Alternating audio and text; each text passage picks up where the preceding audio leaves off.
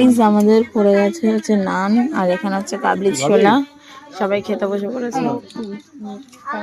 এই যে বৌদি, দিদি, এই যে আমার দিদি, আমার দিদি, আর এই যে আমি বলবি ভিডিও করতে ভালো করে। তো চলো খাওয়াটা স্টার্ট করা যাক। বৌদি কি খাওয়াচ্ছ? বৌদি চানা খাচ্ছে খালি খালি।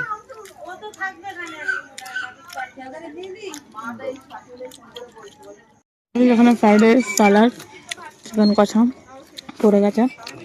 বেশি জোরে কথা বলতে পারছি না, লোকজন আছে তো।